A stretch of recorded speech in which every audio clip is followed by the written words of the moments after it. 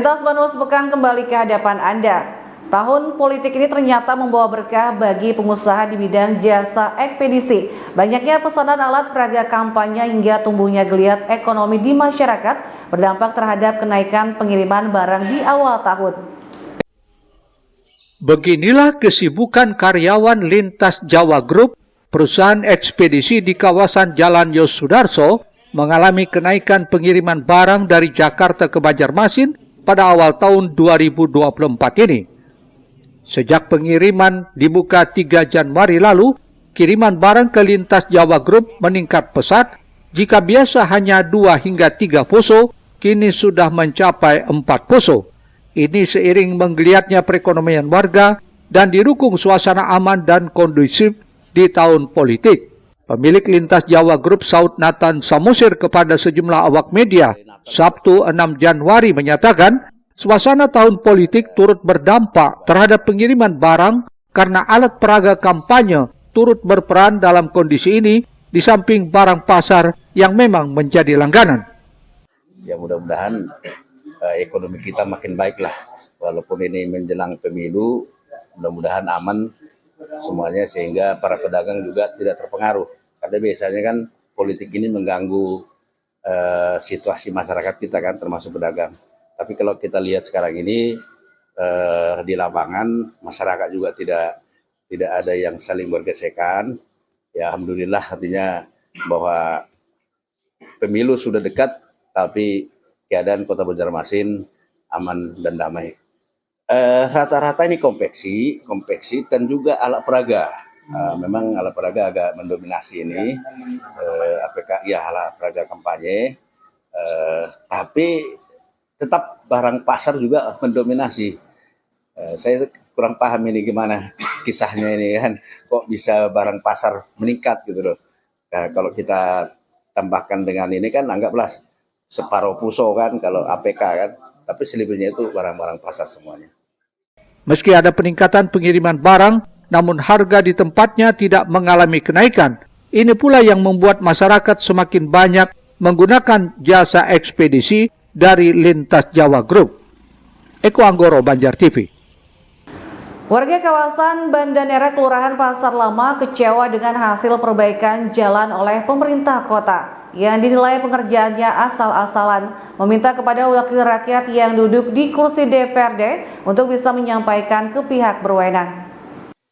Warga Jalan Banda Nera, Kelurahan Pasar Lama, Banjarmasin merasa kecewa dengan hasil perbaikan jalan di kawasan tempat tinggalnya. Alasannya karena pengerjaannya dinilai asal-asalan. Akibatnya pun mereka mengadukan permasalahan ini kepada Wakil Ketua DPRD Banjarmasin Mat Nur Ali belum lama tadi. Mendengar adanya keluhan warga, wakil rakyat dari fraksi Partai Golkar DPRD Banjarmasin segera turun ke lapangan untuk mengecek langsung laporan dari warga. Ketua RT 20 Kelurahan Pasar Lama Hendy menyatakan sangat kecewa dengan perbaikan jalan yang dinilai warganya sangat asal-asalan. Kalau saya lihat sih kurang rapi, mas, kerjaannya kasar banget gitu. Dan kami tadi malam semuanya warga sini memantau, kami mendampingi gitu. Cuma kan kami tidak tahu pengerjaan ini seperti apa.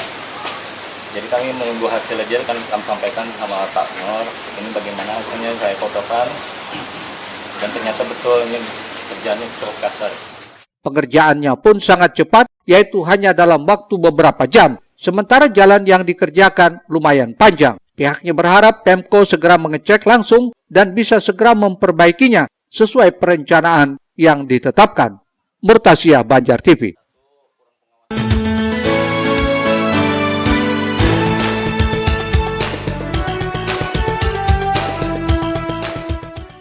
Sementara itu, Wakil Ketua DPRD Banjarmasin Mat Nur Ali menyatakan, sebagai wakil rakyat maka sudah sepantasnya sigap menerima laporan dari warganya, termasuk perbaikan jalan di kawasan Jalan Banda Nera, Kelurahan Pasar Lama, karena hasilnya dinilai warga sangat kurang memuaskan.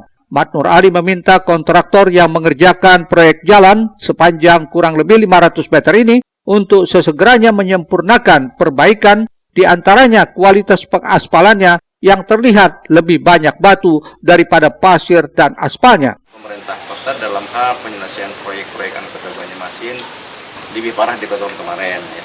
Kemarin sebenarnya sudah berikan warning juga bahwa jangan sampai keterlambatan ya. Ternyata ini lebih terlambat lagi. Ini mohon Dinas PUPR sebagai penyelenggara proyek ini, kemudian penyedia daripada proyek ini juga betul-betul bisa ini. Terus terang aja kalau hal yang demikian saya anggap kita di DPR untuk menganggarkan merasa kecewa, rasa dirugikan masyarakat ya. Kita berharap dianggarkan untuk pembangunan daerah itu supaya mereka itu daerah bisa mempunyai manfaat mereka yang sama dengan yang daerah lain juga kualitasnya. Kalau hal yang demikian kan kualitasnya sangat rendah. Sayang kita anggarkan, saya nggak tahu apakah PUPR beda ya. Ada kelasnya yang tinggi, lalu yang ini direndahkan harganya, saya nggak tahu. Nah hal yang demikian ya juga kita akan koordinasikan. Kalau bisa PUPR jangan begitu. Lakukan dengan hal proyek yang sama, kualitas sama. Mat Nur Ali juga menyatakan pengerjaan atau proyek yang dilakukan kejar tayang atau mengejar waktu sudah bisa dipastikan hasilnya tidak sesuai dengan yang diharapkan. Risna, Banjar TV. Kepala Dispersif Kalsel bersama tim berkunjung langsung ke Rumah Ceria guna melakukan koordinasi dengan Kak Iman Surahman, seorang pendongeng nasional dan juga founder Dongeng Ceria Manajemen beberapa waktu lalu. Pemerintah Provinsi Pemprov Kalimantan Selatan Kalsel melalui Dinas Perpustakaan dan Kearsipan Dispersif Provinsi Kalsel telah menyiapkan sejumlah program dalam rangka meningkatkan minat baca dan literasi masyarakat Banua di tahun 2024 ini. Kepala Dispersif Provinsi Kalsel Nurliani Dardi menuturkan salah satu program tersebut yakni mendatangkan pendongeng nasional untuk menghibur sekaligus memberikan tips untuk meningkatkan minat baca kepada generasi muda di Banua. Untuk itu Nurliani bersama dengan Kepala Bidang Pelayanan dan Pembinaan Perpustakaan Wildan Ahyar berkunjung langsung ke Rumah Ceria guna melakukan koordinasi dengan Kak Imam, seorang pendongeng nasional dan juga founder Dongeng Ceria Manajemen beberapa waktu lalu, yang mana direncanakan di akhir Februari akan didatangkan ke Kalimantan Selatan. Selain itu dalam waktu dekat, Dispersif Provinsi Kalsel juga akan melaksanakan kegiatan bedah buku dengan tema Meratus Izinkan Aku Jatuh Cinta bersama penulis sekaligus produser TV. Dalam kesempatan ini, Kak Imam saat mendapat kunjungan ke Dispersif Kalsel dan rombongan ke Rumah Ceria, menyatakan sangat mengapresiasi kehadiran Bunda Nunung yang jauh-jauh datang dari Kalimantan ke Bekasi, tepatnya di Rumah Ceria. Dan rumah ini adalah rumahnya anak Indonesia yang hidup dari sekian banyak bacaan dan sekian banyak cerita. Insya Allah Kak Iman dari Dongeng Ceria akan berkunjung ke Kalimantan Selatan, ke tempat Bunda Nunung bertugas dan berkhidmat untuk anak-anak Indonesia di sana. Kita akan berbagi kisah, berbagi cerita, dan berbagi pengalaman mengurus anak-anak, mendampingi anak-anak lewat bacaan, lewat literasi. Dirinya berharap warga Kalimantan Selatan nantinya bisa menyaksikan dirinya mendongeng. Tim Liputan Banjar TV. Sebanyak 64 peserta dari berbagai daerah di Kalsel tampak antusias mengikuti lomba balap jukung tradisional di Sungai Martapura, tepatnya di bawah jembatan Pulau Bromo, Banjarmasin. Lomba ini merupakan bentuk kepedulian terhadap kelestarian budaya, sekaligus mencari bibit-bibit muda berbakat. Lomba jukung tradisional kembali digelar pemerintah Provinsi Kalsel berlangsung di Sungai Martapura, tepatnya di bawah jembatan Pulau Bromo, kawasan Mantuil, Minggu 7 Januari. Lomba diikuti 64 peserta dibuka Gubernur Kalsel, diwakili Karo Administrasi Pimpinan Berkatullah, didampingi pejabat lainnya. Usai membuka kegiatan, Berkatullah menyatakan lomba jukung tradisional ini merupakan bentuk kepedulian terhadap kelestarian budaya, sekaligus ajang mencari bibit-bibit muda berbakat.